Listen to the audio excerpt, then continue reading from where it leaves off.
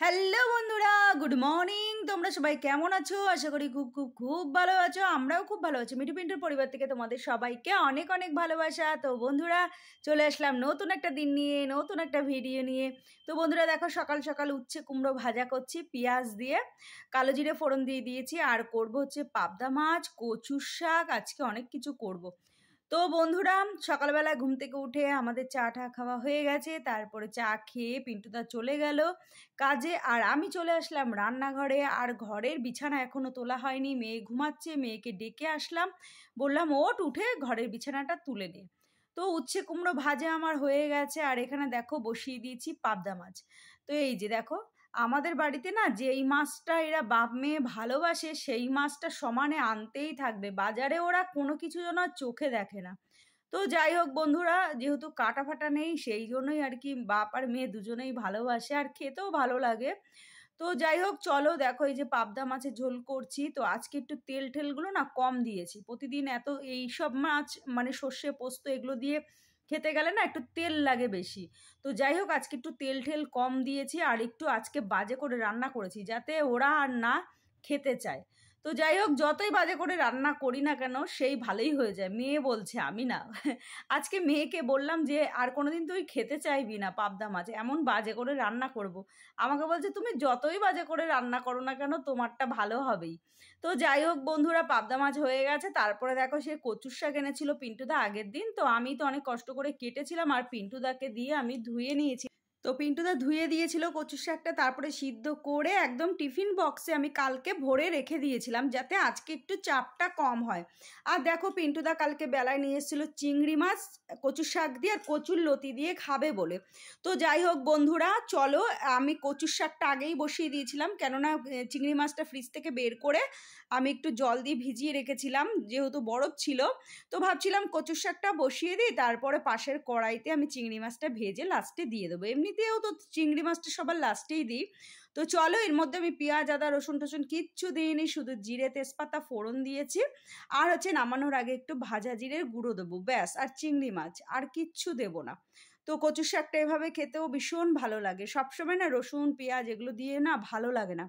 তো যাই হোক বন্ধুরা, দেখো আমার কচু শাকটা হয়ে গেছে। আর কচু শাকটা না খুব ভালো ছিল, জানো তো বন্ধুরা, খুব মিষ্টি ছিল কচুর শাকটা, আর বেশ নরম হয়ে গেছিল। আমি তো প্রথমে ভেবেছি হয়তো ভালো হবে না, তারপরে দেখলাম যে না, সত্যি খুব ভালো।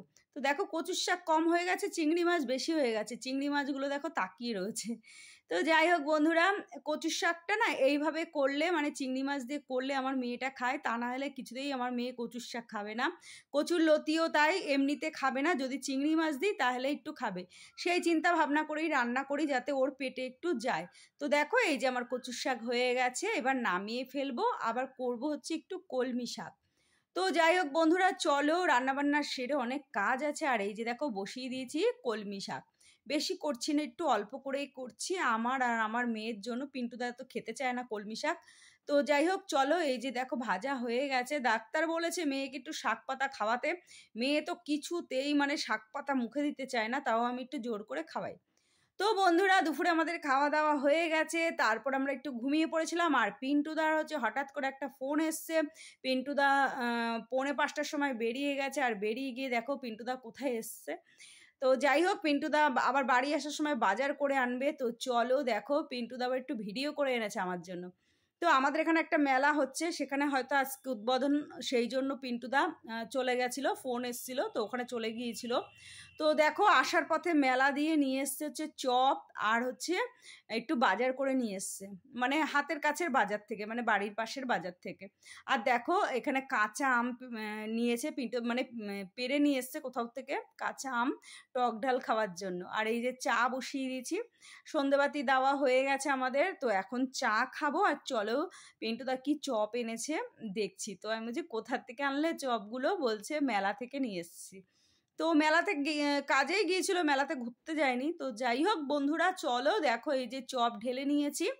3টে চিংড়ির চপ এনেছে, আর হচ্ছে 3টে ভেজিটেবল চপ এনেছে। তো এই আর কি।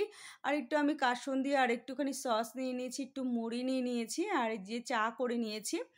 এখান থেকে মেয়েকেও দেবো আর আমরাও খাবো।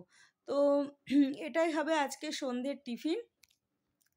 আর মেয়ে তো পিন্টুদার ভিডিও দেখে লাফাচ্ছে, মাম্মি মেলায় নিয়ে চলো, মেলায় নিয়ে চলো। পাপান মেলা দিয়ে ঘুরে এসছে। আমি বলছি পাপান মেলায় যায়নি, মেলায় একটা কাজে গিয়েছিল, তো সেই জন্য আসার পথে নিয়ে এসছে চপ, মেলায় নাকি বিক্রি হচ্ছিল, তো অনেকে নাকি নিচ্ছিল, তাই পিন্টুদা নিয়ে এসছে। আর এমনিতে সন্ধ্যেবেলায় বেরোলে একটু চপ নিয়ে আসে চা দিয়ে খাওয়ার জন্য।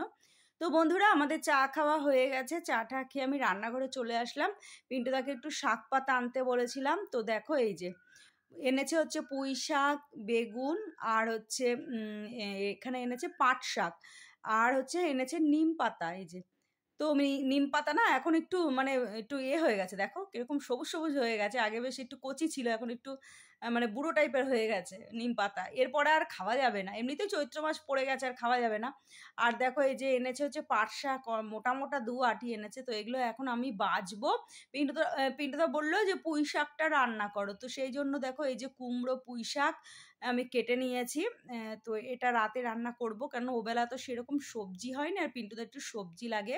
পুঁই শাকটা থাকলে কালকে সকালবেলাও আমাদের হয়ে যাবে, তো এই আর কি। তো চলো এই যে পুঁই শাক রান্না করছি, দেখো প্রথমে ডাঁটা, আলু, কুমড়ো সব দিয়ে দিয়েছি, কালো জিরে ফোড়ন দিয়েছি, তো আজকাল পেঁয়াজ দিইনি, আর একটু দেখো জিরের গুঁড়ো দিয়ে দিয়েছি, কাঁচা জিরের গুঁড়ো, কাঁচা লঙ্কা দিয়েছি, নুন মিষ্টি, ব্যাস। চলো এবার পুঁই শাকটা একটু ঢেকে দেবো, ঢেকে দিয়ে রান্না করব। আর রাতে বিশেষ কিছু সেরকম করব না।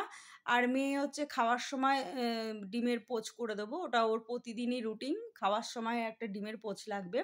তো চলো দেখো পুঁই শাকটা আমার হয়ে গেছে। আজকের মতো ভিডিওটা এখানেই শেষ করি, টাটা, গুড নাইট।